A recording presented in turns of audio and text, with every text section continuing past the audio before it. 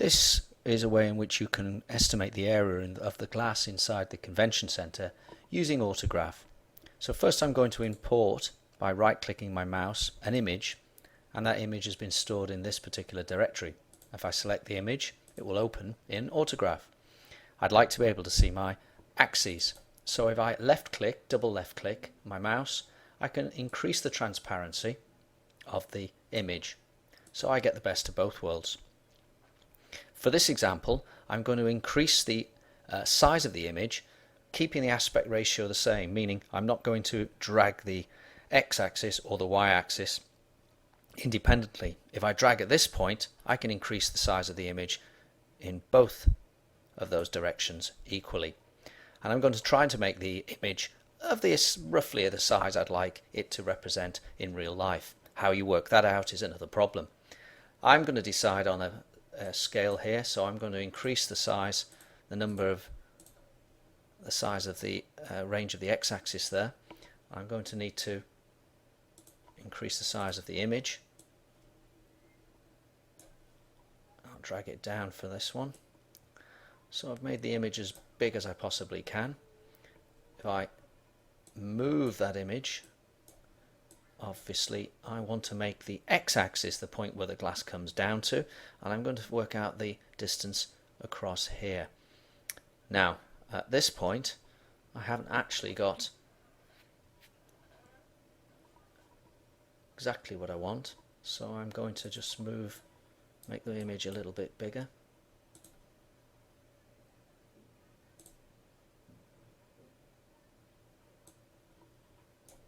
And come back down again.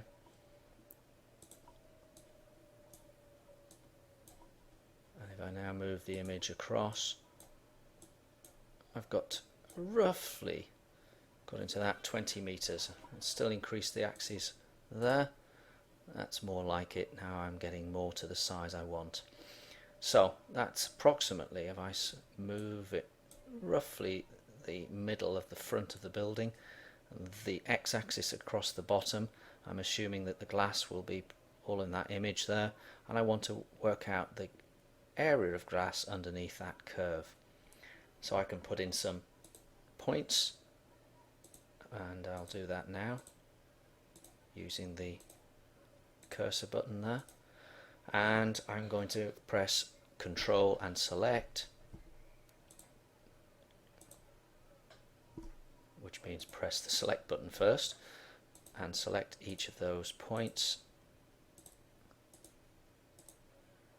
And if I right click, I can work out the best fit.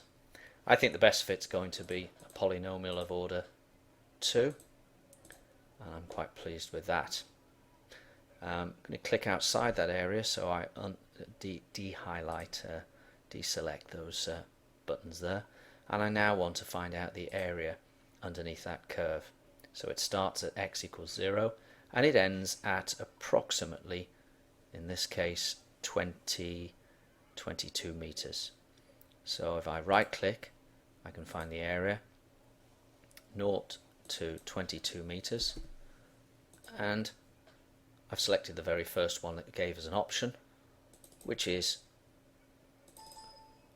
the rectangle minus box. You can see the differences if you choose the rectangle positive box, and of course a better one would be to choose the trapezium rule, which turns each of the rectangles into a trapezium. Your area is at the bottom of the screen, and you can increase the accuracy of that measurement by increasing the number of boxes.